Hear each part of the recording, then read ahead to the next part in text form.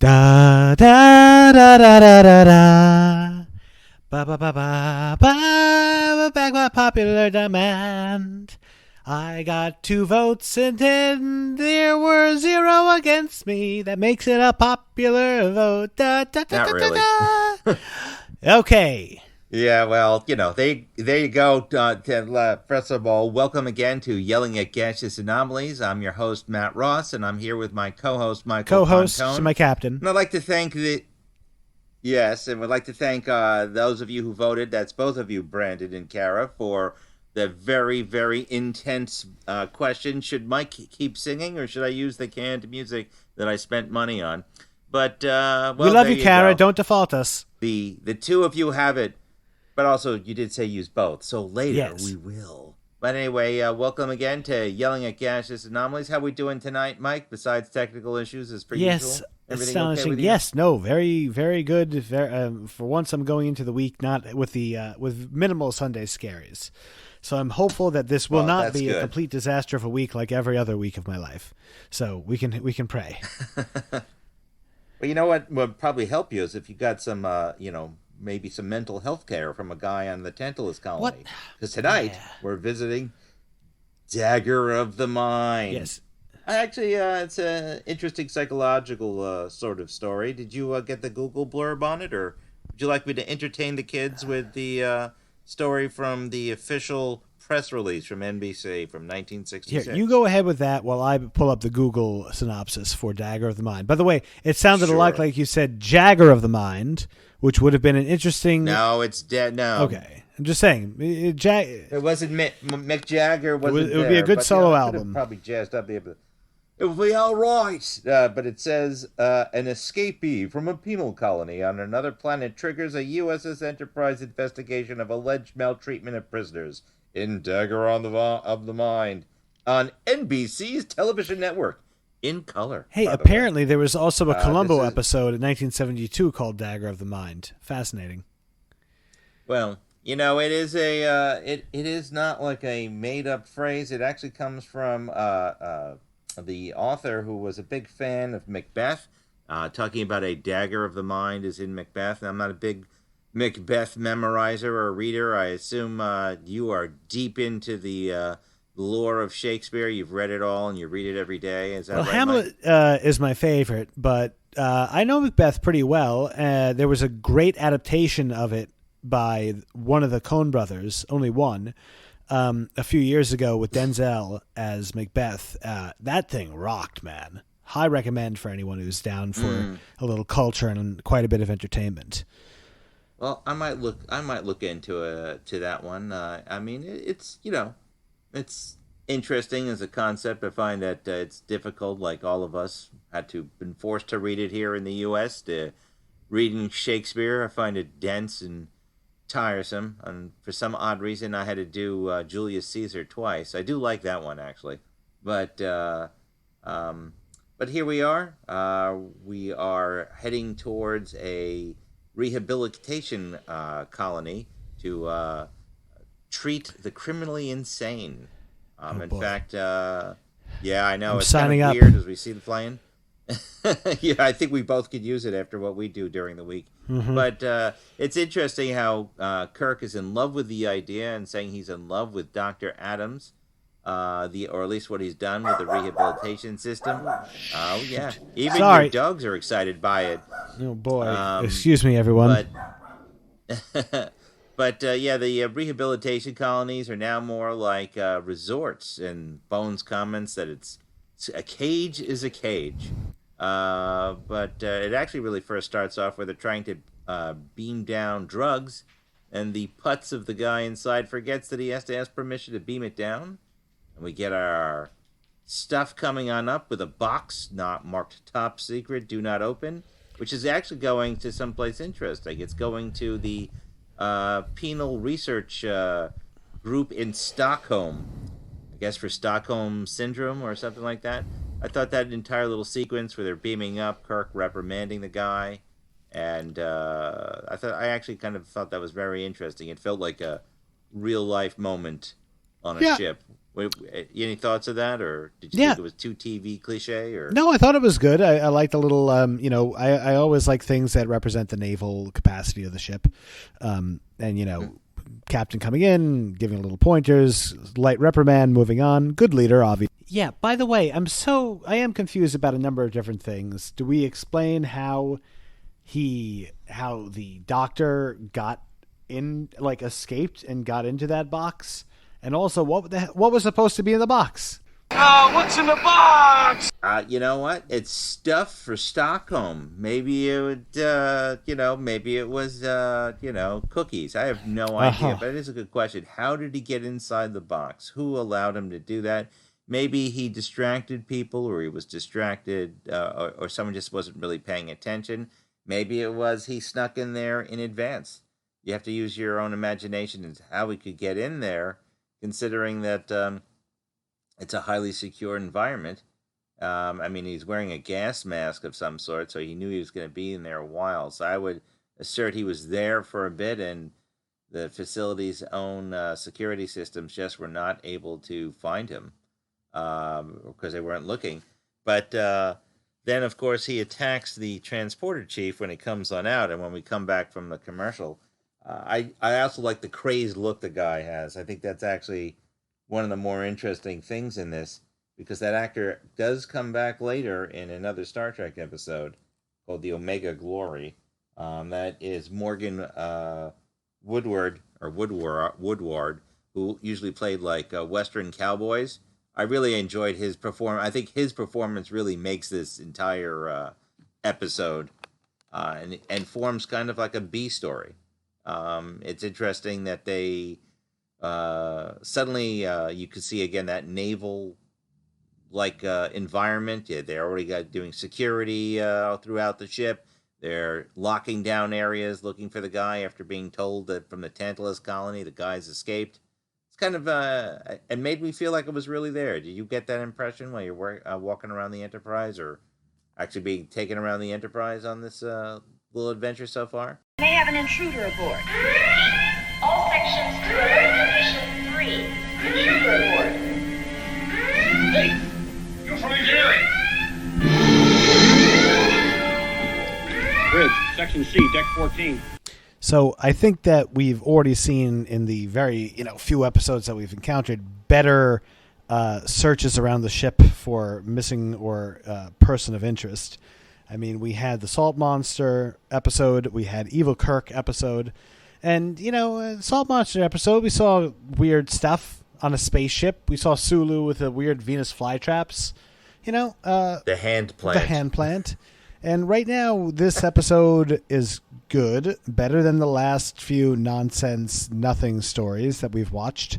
But I am missing the rich tapestry of supporting characters, which I am assuming at some point stabilizes into a steady cast of, the Magnificent Seven.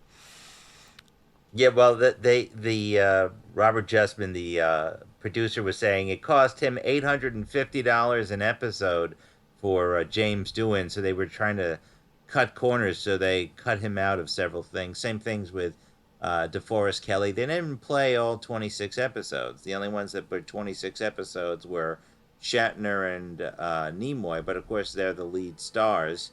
Shatner obviously being the top star in this situation. But that's just, I guess, the business that these people are in. Yeah. It's you got to make a buck and save some cash. I mean, we do see Uhura later. I mean, and already we've got our crewmen's uniforms, our karate gis that are colored different things. I actually do like where one of the guys said, "Hey, wait a minute, you're engineering," as the guy's walking around the ship, and I'm like, "Yeah." Yeah, with crazy eyes. Dr. Crazy Eyes. Yeah. He evades all security and knocks the security guy out on the bridge. And that's where we go from there. I like that. I like that it was not just a cat and mouse game the entire time. I mean, I was like, okay, we're going to spend the first third of this episode just trying to find him. No, I like that he just went straight to the bridge, identified himself, and gave up. That was kind of cool. And those geese, they make kind of appearances in TNG, in kind of like the beige yellow thing that B4 wears, right? Sort of. Yes. Sort of. But here they just look a little ridiculous. But I do like the fact that they differentiate that the officers wear like the shirts with either with no braid, meaning ensign, or braid, meaning lieutenant and higher. I think it does add something, but a name tag would be nice. But they weren't thinking of that. It's just a TV show. Right. And Chief O'Brien, he wore a regular thing. He just didn't have any pips because he was not an officer. That's true. Right. They actually in the Next Gen, but that's a discussion for a series from now. He did have pips at first. He didn't really actually have a name for a while. Right. Then they made specialized NCO pips for him. If you look, the bars. Deep Space Nine. Well, they're kind of. It's got like almost like a sergeant stripe on it. Got it. But anyway, getting back to this, Morgan Woodward as Dr. Van Gilder. That took a day, and that was pretty intense. He said it took a day and a half of shooting for that. I actually like his performance a lot. It was really like you believe there's something blocking him, and it's a little bit too quick for the Tantalus colony to say, is he okay? Everyone all right? Yeah, they didn't seem too concerned about hushing anything up or getting him back quickly. Be a good way to hide a crime by hiding it right in front of you. So it's fine. What is interesting is Tantalus, the colony, is named for a portion of hell in Greek mythology. It's supposed to be down in a dark place. The son of Zeus is sent there. The original. Go on. I was going to say the original writer, Shimon Winselberg, was obsessed with mythology. He actually wanted to call Dr. Adams Dr. Asgard, but Tantalus stayed. Tantalus yes. was a person. Well, Tantalus was. That's where they were going. Oh, that's right. You're right. That's the son of Zeus. He was put in the deep pit of hell. But Tantalus also comes up later in Mirror, Mirror, and you'll find out why. You're jumping all around. Tantalus was a man. Tantalus and Sisyphus were commonly. None of the. You're not listening to me. Go ahead. Tantalus. No, I'm not going to listen. Yeah. Sisyphus would always push a boulder up a mountain, and then it would come crashing down. Tantalus would always attempt to eat food or drink water, and it would always nudge away from him as he went to reach for it. No, but I'm talking about the thing where they're putting Zeus's son into hell. I could swear they were talking about it's also with Tantalus, but Tantalus was the son of Zeus, who, condemned for his crimes, was made to rule the deepest part of the underworld. So, yeah. I don't. We're thinking of different mythologies, but go on. Well, that's Greek mythology, so, I'm not saying that's what I'm talking about. So, but that's what this colony is named for, and it is in a pit. You are so the Enterprise. You're wrong all over. I just pulled up the wiki. No, I'm not. Listen to I'm me. actually. Tantalus was. I'm pulling it up from the series. Tantalus was a Greek mythological figure most famous for his punishment in Tartarus. Tartarus was the place. Tantalus was the man. For tricking the Tantalus was the son of Zeus, who was condemned for his crime and made to rule the deepest part of the underworld. I'm going to keep reading. For trying to trick the gods into eating his son, he was made to stand in a pool of water beneath a fruit tree with low branches, with the fruit ever eluding his grasp and the water only receding before he could drink. Well, I'm just telling you what I'm reading from our Star Trek history book here that was talking about how Tantalus was the son of Zeus. That's right. Matt gets all of his history of the world through a Star Trek filter. Well, you're Googling it, so what are you talking about? It's Wikipedia. And also, if you Google it, Tantalus in Greek legend, son of Zeus, or Timolis, ruler of Lydia, and the nymph of Titanus Pluto, and the father of Neboia and Pelops. So there's infighting and yelling at gaseous anomalies, and you know what? We're just gonna take out our batleths and our motleths, and we're gonna go at each other and see who's standing at the end.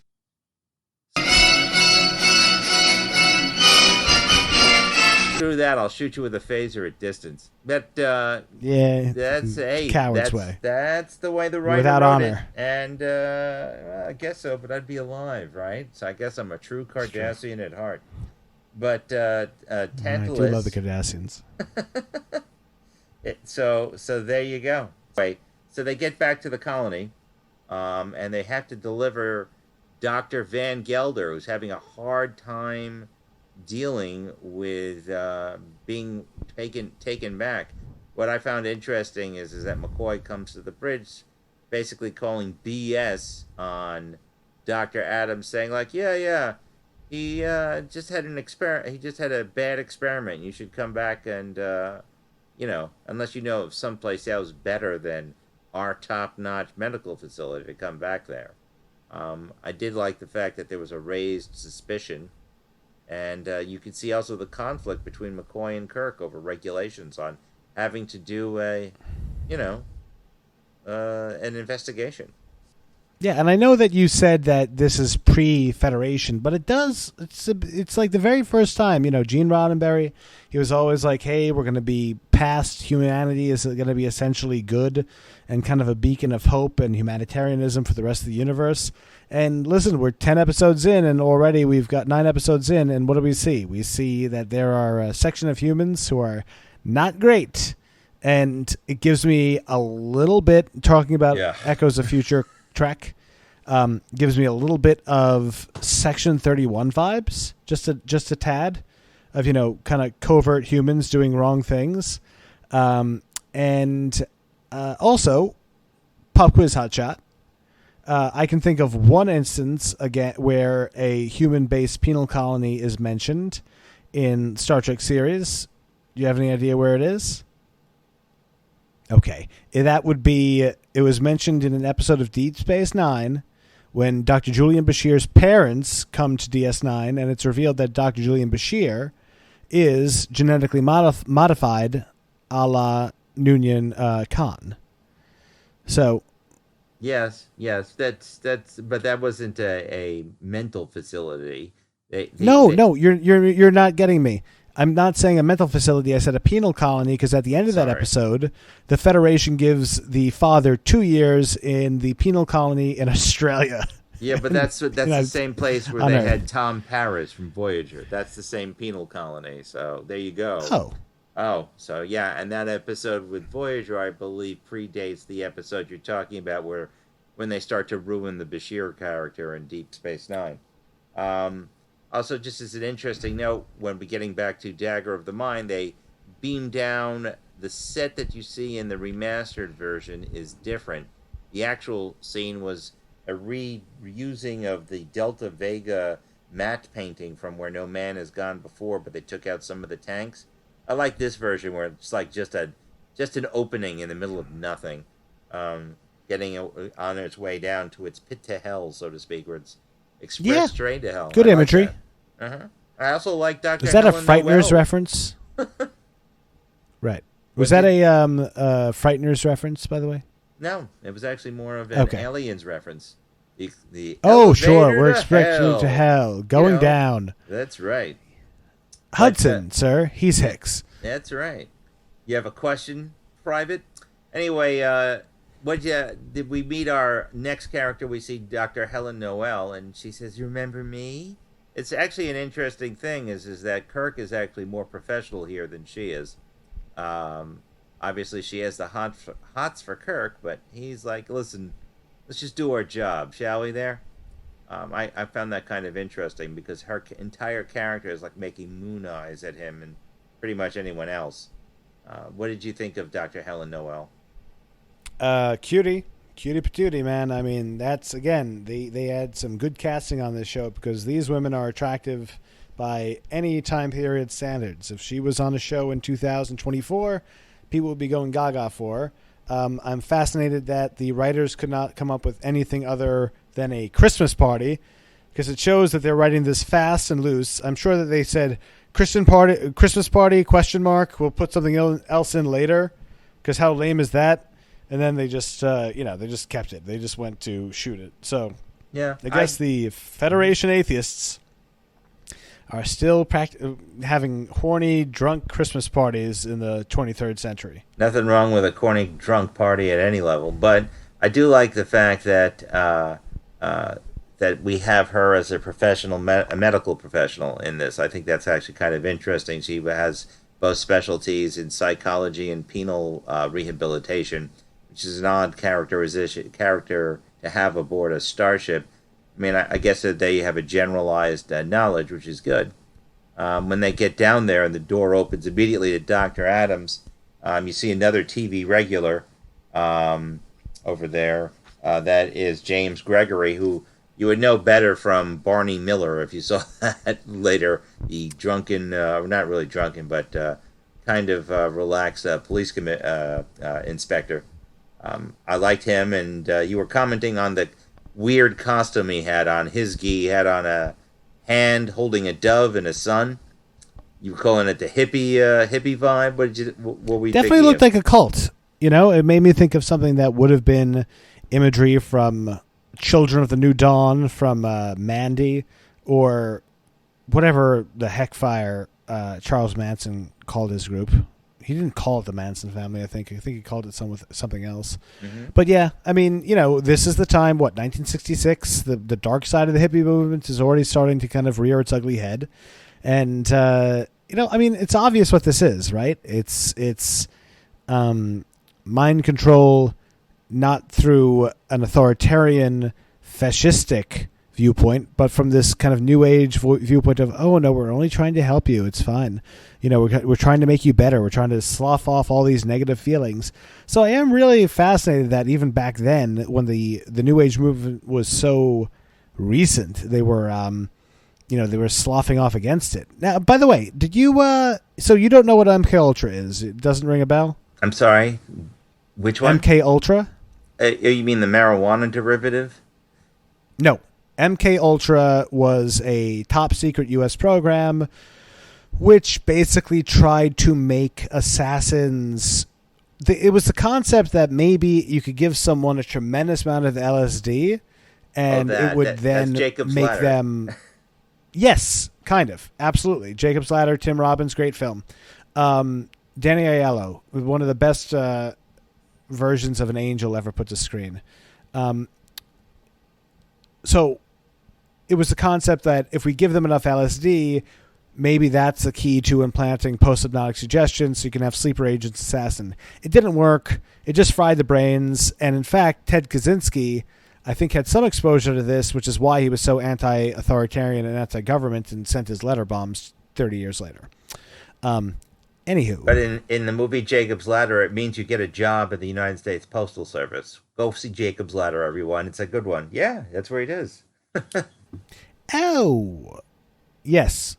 High recommend Jacob's Ladder, one of the few films on the planet that is both horrifying and beautiful. I wouldn't call it beautiful. It was fine for what it was. It's got a beautiful ending. Because I'm old, but it's all right. But it's an interesting ending. I'm not going to ruin it for you, but let's just get back to our episode here.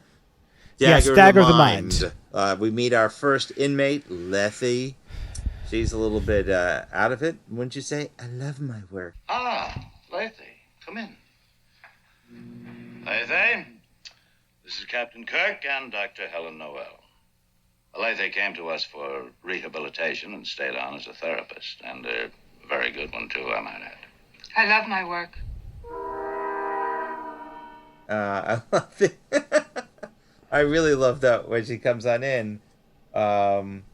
But I find it bizarre is that just one step before that, is that the Dr. Noel wants Kirk to call her Helen. That's a little bit unprofessional, I thought. A little bit. She's a little bit too into him. And he's like, look, come on, do your job. But, I love my work, and we get a tour of the facility. We only see it from a little bit, but you see Kirk and Spock. I bet to see all two plywood. Hey, it's rooms. not plywood. Amazing. It's plaster there. They got some craziness going on all over the place. But as they're giving their tour, Spock and McCoy are talking to Dr. Van Gelder, who's really having more and more psychotic episodes, and he can't say his name. He can't do anything, and every time Every time There they go have again. Every time they have Sorry. an actual content that they or information they want to get, he strains in the hardest way, like to say whatever it is he wants. I actually really enjoyed that. It makes you wonder just what the hell is going on down there on that rehab center, you know. Right. Matt, and again, I'm going to jump to the end here, man.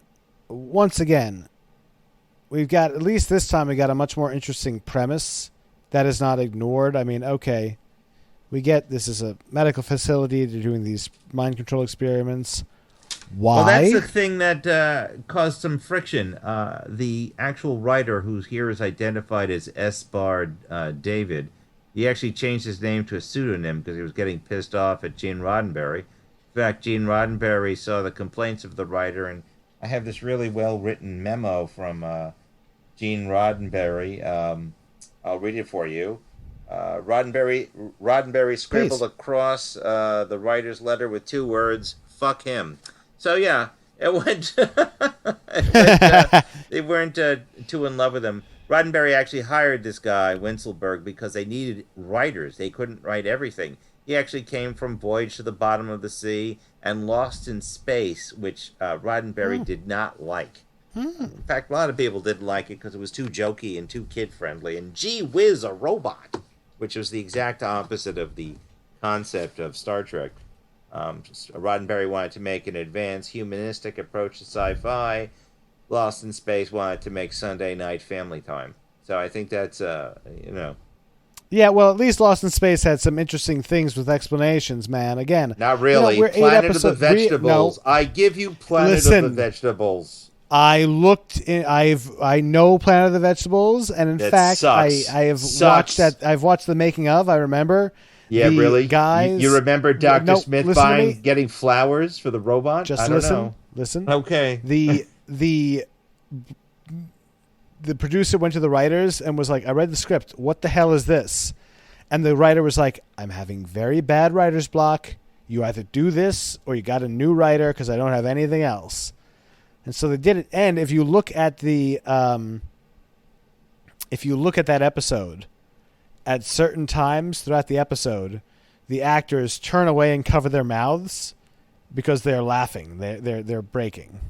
I don't blame them, but I'm not going to rewatch that episode now, and we're never covering it. So I don't like Lost in Space. I also don't like the S&M Lost in Space with William Hurt, or it's just it just doesn't do. That it movie for me. was a miserable. That was a miserable, dark, weird fest of I don't know. A lot of black leather bullshit. But the TV show on, I think it's on Netflix.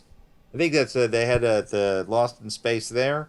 That was interesting, but it always seemed to have the same story. Everyone's in trouble. Mom figures out everything and saves everybody, while Dad gets mad and says, "I wish I had a gun." I didn't like Parker Posey at all as not Dr. Smith, just some imposter weird woman. She actually kills Dr. Smith. Spoiler. I know. Sorry. It's so weird. Terrible. It's so strange. And the robot, I'm glad it's over. It doesn't even. It didn't. Yes. It was, But anyway, so you wanted. What did you think of Eli? The guy in the front goes. Kirk. They go over to see where the neutralizer is. The thing that destroyed Van Gelder's mind or has harmed him. That's what they're looking at. That's where Dr. Adams says, "This is where we had the accident," and just that technician Eli, who doesn't blink the entire scene. I even pointed it out to you. So look at the guy in the back. He didn't blink at all. It was very disturbing. He's just standing, goes like, "Oh yes, very simple controls. Turn this one, and then that one." And if you heard our preview, that's Eli getting more and more forcible, saying like, "You will forget everything you have heard." Very disturbing. So obviously there's something that's going on, but what is the motivation here? What do you think the motivation is? If you were going to guess, I don't know. Well, I don't know. They're just snidely smiling evil. They're not even. At least if they were like, "Hey man, we got to break people down to nothing and then rebuild them. We're going to make a race of of people who know nothing but peace and harmony. That'd be something. There's like, yes, sever his brain. Well, what's really bad is they cut out like an essential scene where Dr. Adams reveals his motivation, which is like he feels he feels like he was sent away despite all of his hard work and helping other peoples, that he wasn't given a just reward, and he was sent to this place. It's kind of like a Devil's Island, which the character actually mentions. That's one of the hints towards that scene that's actually cut out. He actually is doing this to try and get revenge and use people to then do something to somehow escape. It's not really well thought out. I will say, though, the acting through it is great. And it's kind of an interesting story, even without that motivation. You could say the doctor has gone crazy, but I wish they did add that little bit.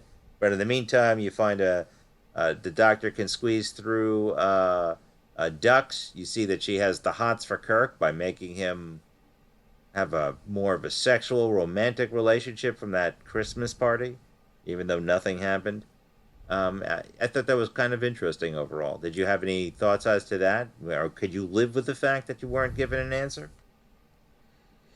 I'm starting to expect it in this series because they seem to love their premises, but again, they just don't seem to give a crap about explanations or motivations, and inherently that's going to be one of the worst reasons why that's going to be something that really sinks writing at all times, because you don't understand the motivations of your antagonist. If you don't understand the motivations of your antagonist, you're missing a deep part of the story. That's quite true. When we talk about the best villains in comic books for everything, right? I mean, generally, a lot of people point to Doctor Doom. You know why? Because his motivations are very clear. He wants independence for his nation. He wants no one to mess with him. And he wants to kill Reed Richards in order to eventually get his wife. And you know what? Here's the thing. You kind of would be like, it might be better off to live in Latveria than the United States, because this guy is a genius, and ultimately he's kind of into, like, if someone screwed you over in a contract, he's smart enough to know who did the wrong thing and punish the person who screwed you over, right? So well, that's true. The point is, with these guys, what's going on? They got no motivation. Well, that's true. I mean, I also find, that aside, if you take the other things in portions of it, the episode is something that you can watch while folding the laundry, or just sit down and turn your mind off, like being attacked by a neural neutralizer. I would great technology premise again, and also like very, very cool premise. Like again, I really dig the whole. It's a concept that has come up in lots of bottle episodes where you go to an asylum and you're starting to slowly realize that something's wrong. And you know what would have been a good twist? The classic, even if it was the classic twist that had been done a million times, that the inmates are running the asylum, that the inmates overpowered the guards and put all the doctors in charge in the neuroneutralizer and scrambled their brains, and we think the people who are in charge turn out to be the inmates running the place, and they're all homicidal maniacs. Well, that would have been interesting, except that didn't actually happen. Isn't that in that Batman film with the Scarecrow?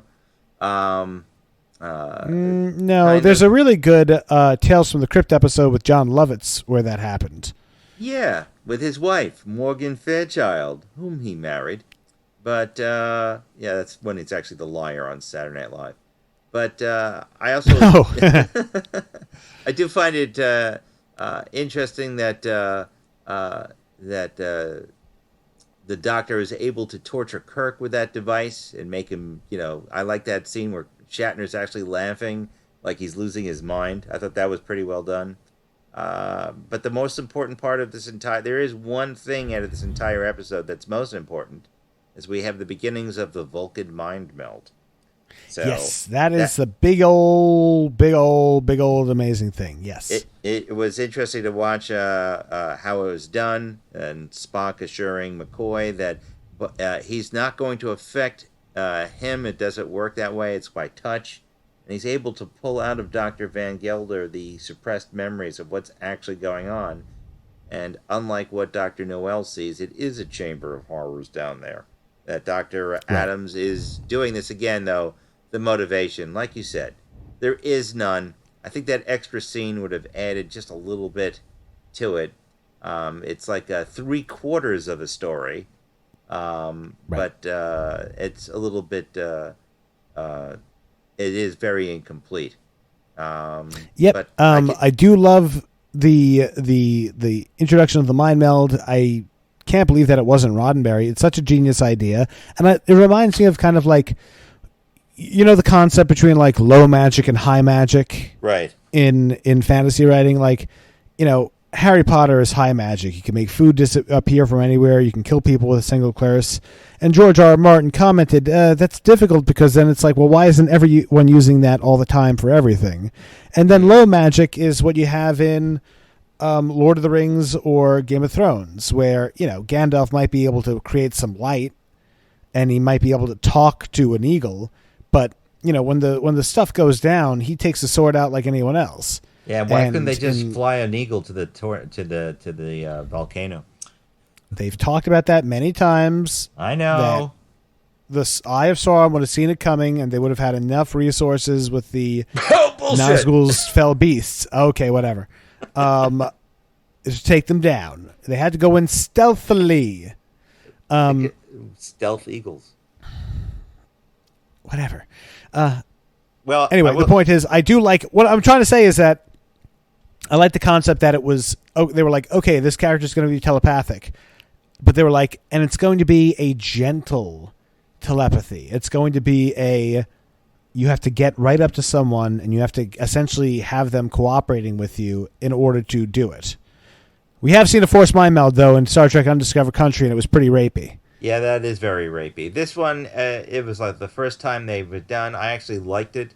They even adjusted the music to have a more of a kind of a mystical sound to it. It's actually reused music. I will tell you that I liked how that was able to calm down Dr. Van Gelder and inform the captain of all the problems that were actually happening down there on the penal colony. Eventually they figure it out, and our heroes do stop Dr. Van Gelder in one of the more simple ways, basically turning off the electricity. I thought that was pretty funny. Genius. But it was also kind of gross, because if you think about Dr. Noel pushes a guy into the exposed electrical circuit, so he gets fried to death. I do like that Spock beams down, and he says something that's actually followed up on. It goes, come down with an armed security detail that is actually there. A lot of times shows will say, come down and meet me down there, and they'll just concentrate on the person that's there, or they'll just have even if it's not a sci-fi show, they'll just have the one character who says, meet me there in 20 minutes, and they never show the rest of the gang. In this, or gang officers. In this, you actually saw security officers holding the facility personnel almost in custody and against the walls. I actually enjoyed how that kind of just played itself out. So that's what I took away from it. Anything else you think you want to mention from this episode? Could have used the security guys having little shields like they do in the movies occasionally. Mm-hmm. I really like those chest shields. Past that, no. I mean, again, cool resolution, basically a good old-fashioned, not cliche, but archetype of having the evil device used against him. But it's the fact that they were just evil. Meh. I don't know. I don't know how they thought they were going to get away with it. And by the way, what happens to the crazy doctor on the Enterprise? The crazy doctor, Van Gelder, at the end, he actually gets beamed down back and takes over the facility. They cure him either through the mind meld or whatever, because he actually says he disassembles the neural neutralizer. That's also where Dr. Adams gets his end, too. The device of his use is his undoing, where he sits there alone, and the machine empties out his mind, causing him to die. which is actually kind of disturbing when you think about it. His brain gets emptied out and he becomes useless, and then dies of loneliness, which kind of also is kind of a disturbing concept. No one really wants to say they ever die alone, even though that's possible for all of us, and the eventual end. You never don't die with others with you, or at least none that I've heard at, and no one's come back to confirm one way or another. So it's a sad end for Dr. Adams. Dr. Van Gelder takes over again, and they go not so merrily along their way. But that's kind of disturbing, I thought. Yeah, did you ever watch any Black Mirror? Yes, I have seen some Black Mirror. I think I saw the first season, and yes, I did see the Star Trek tie-in one. Oh, yeah, it was a good one. The Callister. Yeah, I like that one a lot. That being said, I'm not a huge fan of Black Mirror because many of their shows end the same way, which is kind of similar to the fate of this doctor, where you're just trapped. Technology interacts with your mind and traps you in some endless limbo. That's the one with the guy in the. Is that the guy in the bunker or something, or is that a Twilight Zone? Because it's very similar. No, there was a guy in a bunker with John Hamm. I think that was like that one. Yeah, but I mean that happens in multiple of them. Like even the one in the Callister too. He's just trapped in. Is at the end the captain is just trapped in that like nothing universe. Right. And it's assumed that his mind is going to stay there for a very long time, and his body's just going to starve to death because he's a lonely guy with no family to check on him. Yeah, and it's anyway reminded me of that a little bit.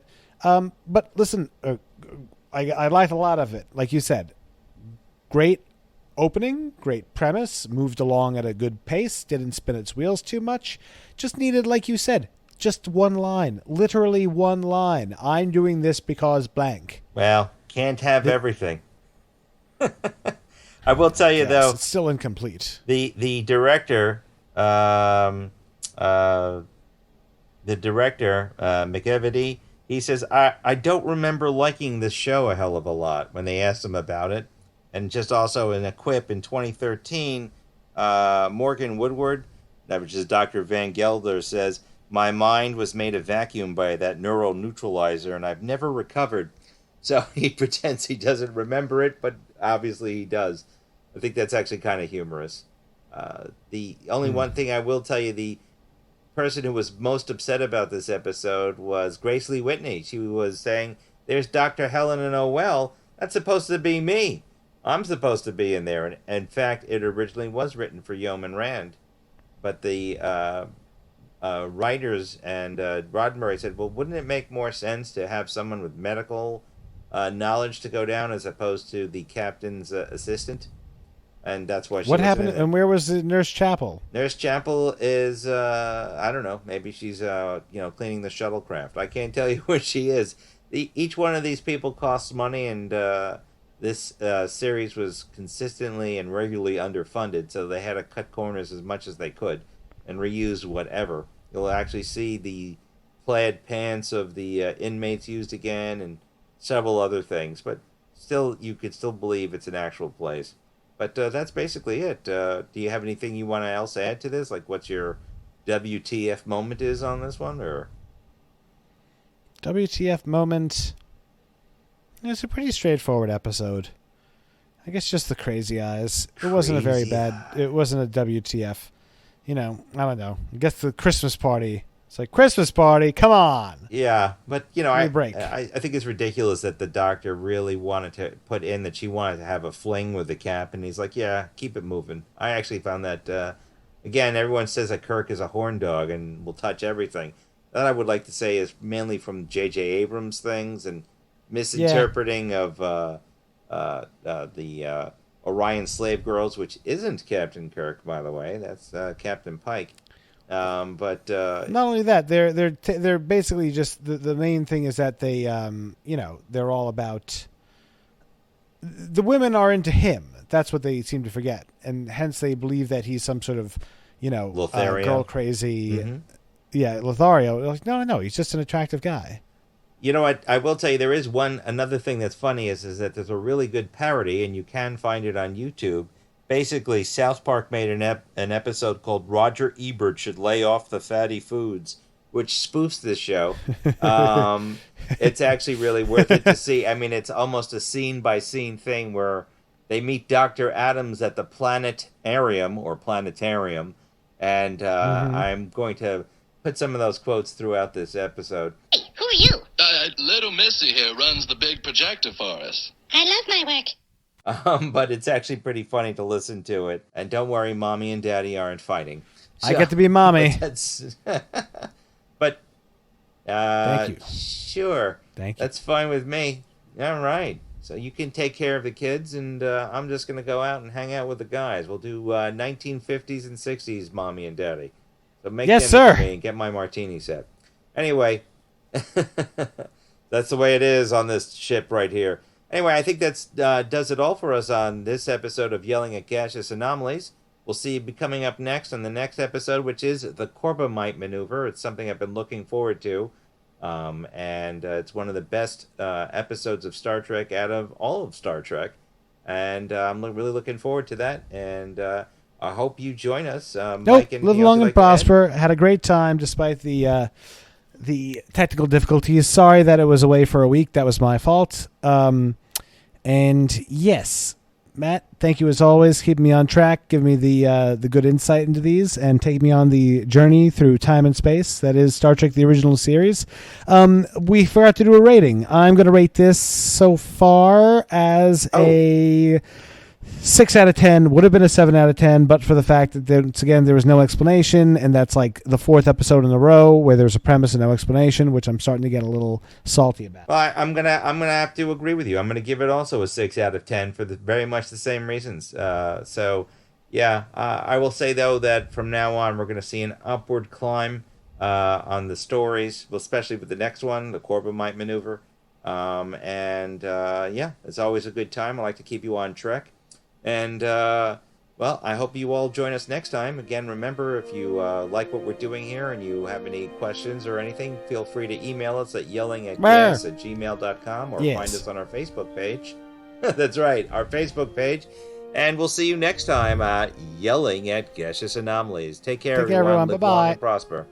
Dr. Adams! You got a full dose of the stars. Yeah, with nobody around to say anything. Can you imagine it, Stan? A mind emptied by that thing.